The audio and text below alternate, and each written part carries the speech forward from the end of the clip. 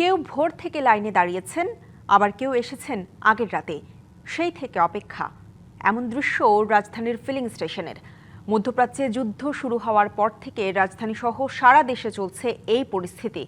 বুধবারও রাজধানীর মিরপুর, মহাখালী, তেজগাঁও, উত্তরা সহ বিভিন্ন এলাকার অধিকাংশ ফিলিং স্টেশন বন্ধ রয়েছে অকটেন ও পেট্রোল বিক্রি।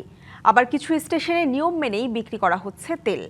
পাম্প সংশ্লিষ্টরা বলছেন, চাহিদার তুলনায় ডিপোগুলো থেকে অনেক কম তেল সরবরাহ করা হচ্ছে।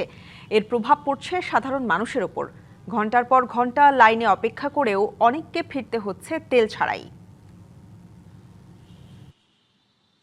আমি আসছি রাত্র 1:30টায়, এখন পর্যন্ত বুঝতেছি না যে আদৌ তেল পাবো কিনা। 11টার সময় নাকি তেল দিবে আর কি। এখন আবার শুনতেছি অকটেন নাকি নাই, ডিজেল আছে। সারা রাত না ঘুমিয়ে না খেয়ে রাত্রে এখানে রাত্রি যাপন করলাম। সরকারের ঘোষণা দিচ্ছে 5 লিটার করে তেল দেওয়ার জন্য, তাহলে আমাদের তেল দিচ্ছে না কেন?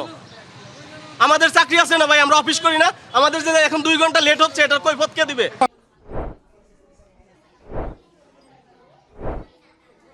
আমাদের চাহিদা অনুযায়ী আমরা পাচ্ছি না। আমাদের চাহিদা হলো 40+ প্রতিদিনে থাকতেছে, প্রতিদিনে আমার ঘাটতি কিছু থাকতেছে। তো সুতরাং মানে আমরা পাচ্ছি না, চাহিদা অনুযায়ী তেল পাচ্ছি না। রাজধানীর মিরপুরের কালশী এলাকায় ফুয়েল ফিলিং স্টেশন থেকে আমাদের সাথে সরাসরি যুক্ত হচ্ছেন সহকর্মী আঞ্জাম খালেক। খালেক, আপনি তো আসলে সকাল 8টার দিকেও গুলশানে ছিলেন, সেখান থেকে আপনি জানিয়েছিলেন যে গুলশানের যেই ফুয়েল ফিলিং স্টেশনটি, সেখানকার পাম্প স্টেশনটি বন্ধ রয়েছে এবং সেখানে আসলে যে জনসাধারণের ভোগান্তি সেটি তুলে ধরেছিলেন। এই মুহূর্তে আপনি আছেন মিরপুরে, সেখানকার কি পরিস্থিতি দেখছেন জানাবেন।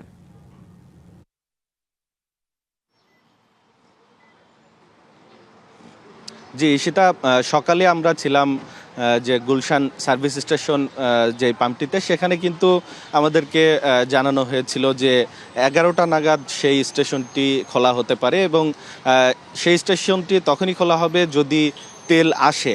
তো তেল না আসা পর্যন্ত কিন্তু আসলে নিশ্চিত করে তারা জানাতে পারেনি যে আসলে 11টায় তেল আসবে কিনা কিংবা পাম্প খুলবে কিনা। তবে আমরা এখন অবস্থান করছি এই মিরপুরের কালশী এলাকার সুমাত্রা ফিলিং স্টেশনে। এখানে আমি একটু দেখাতে চাই যে তেল কিন্তু দেয়া হচ্ছে।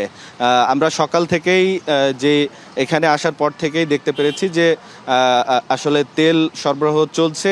সরকারি যে নির্দেশনা রয়েছে সেই নির্দেশনা মেনেই কিন্তু তেল দেয়া হচ্ছে। আমরা কর্তৃপক্ষের সঙ্গে কথা বলেছি, তিনি কিন্তু আমাদেরকে জানিয়েছেন যে তার যে পরিমাণ তেল প্রয়োজন আসলে প্রতিদিন, সেই পরিমাণ তেল কিন্তু ডিপো থেকে পাচ্ছেন না, যার কারণে কিন্তু এই স্টেশন আসলে কতক্ষণ তেল দিতে পারবে সেটি নিয়ে সংশয় দেখা দিয়েছে। আমাদের এই পাম্পের যে ডেপুটি ম্যানেজার রয়েছেন, তিনি কিন্তু আমাদেরকে জানিয়েছেন যে তার কাছে যে পরিমাণ তেলের মজুদ রয়েছে সেই অনুযায়ী কিন্তু আসলে বেলা 11টা, 11:30 নাগাদ তিনি তেল দিতে পারবেন। তারপরে কিন্তু তেল শেষ হয়ে যাওয়ার কথা। এর মধ্যে যদি আবার ডিপো থেকে তেল পাঠানো হয় তাহলে কিন্তু এই মানুষগুলোকে তেল দিতে পারবে, তিনি আমাদেরকে জানিয়েছেন। আমরা দেখেছি যে এখানে কিন্তু এই ফিলিং স্টেশন থেকে কয়েক কিলোমিটার দূর পর্যন্ত কিন্তু গাড়ি এবং মোটরসাইকেলের দীর্ঘ লাইন রয়েছে। সকাল থেকেই কিন্তু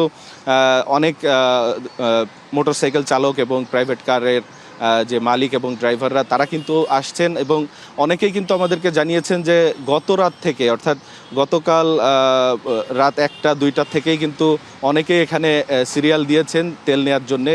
যেহেতু রাতে বন্ধ ছিল, সকাল থেকেই যাতে তেল নিতে পারেন সে কারণেই কিন্তু তারা রাত থেকে এখানে অবস্থান করছেন। অনেকেই সারা রাত এখানে অবস্থান করেছেন, এখানেই সেহরি করেছেন এবং তারা কিন্তু তেলের জন্য অপেক্ষা করছেন। এখনও কিন্তু অনেকেই সেই রাতে যারা ছিলেন তেলের জন্য তারা কিন্তু এখনও এখানে অবস্থান করছেন।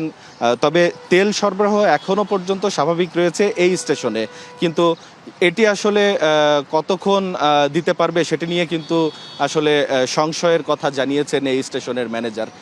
ঈশিতা, এই মিরপুর এলাকা থেকে এই ছিল সর্বশেষ। খালেক, আপনাকে ধন্যবাদ।